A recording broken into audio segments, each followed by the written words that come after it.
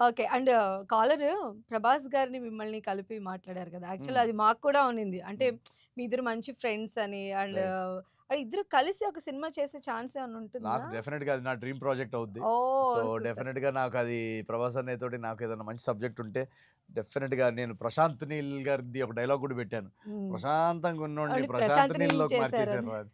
So, 'Prashanth Neel' గారు గనుక మా సినిమా చూసుంటే హ్మ్. ఆయన ఏదో ఒక కథ రాసేసి నన్ను హ్మ్. ప్రభాస్ గారిని పెట్టి తీసేస్తే హ్మ్. చాలా చాలా ఎలా డ్రీమ్ ఉంటారు మీరు ఆ డి క్యారెక్టర్? ఎట్లాంటి క్యారెక్టర్ చేయాలి ప్రభాస్ పక్కన? డెఫినిట్‌గా అది అంటే నాకు అన్ని క్యారెక్టర్స్ నేను ఒక ఇలాంటి హ్మ్. క్యారెక్టర్ అంటూ ఆ! నేనేం మైండ్‌లో పెట్టుకోను. ఏ క్యారెక్టర్ అన్నా చేయగలగాలి హ్మ్. అనేదే నేను యాస్ ఎన్ యాక్టర్ నా గోల్. ఆ!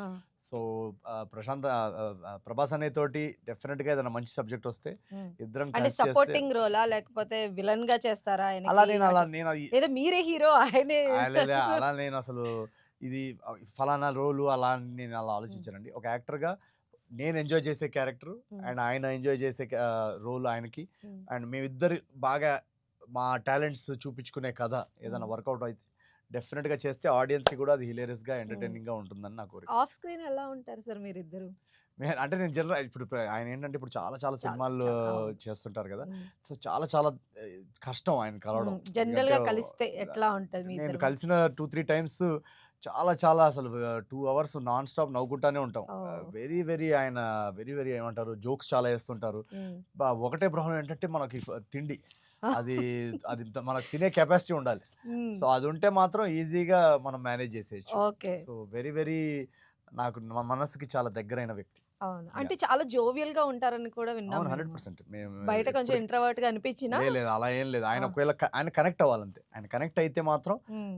ఇంకా రచ్చ రచ్చ ఫుల్ జోకులేస్తా ఉంటారు. టక్ టక్ టక్ టక్ అని ఫాస్ట్‌గా హ్మ్. మాట్లాడేస్తుంటారు. అలా ఏం లేదు. అది హ్మ్. అది తెలియనోళ్ళు అలా మాట్లాడతారు తప్ప.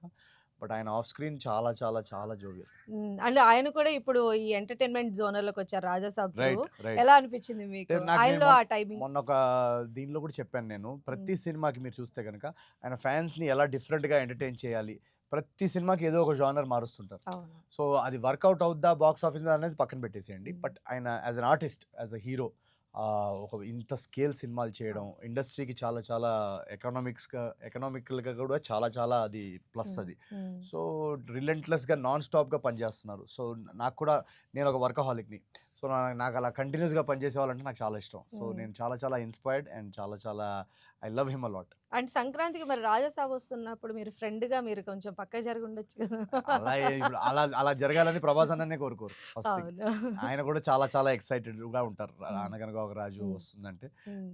ఆయన ప్రీ రిలీజ్ దాంట్లో కూడా చెప్పారు. అన్ని సినిమాలు హిట్ అవ్వాలి అవును. పండక్కి. సో, అవును.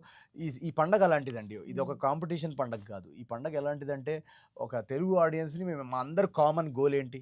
ఇప్పుడు మా అందరి కామన్ గోల్ ఏంటి? రేపు వచ్చే ప్రేక్షకుల్ని ఎంటర్‌టైన్ కంటిన్యూయస్‌గా చేయాలి. ఎంటర్‌టైన్ చేయాలి. అవును. సో, ఆ ఎంటర్‌టైన్ చేయడంలో అందరూ సక్సెస్‌ఫుల్ అయితే అందరికి మంచిది కదా! అంతే. అది ఇండస్ట్రీకి కూడా ఆడియన్స్‌కి మంచిది మంచిది, అండ్ ఇండస్ట్రీకి మంచిది, అవును.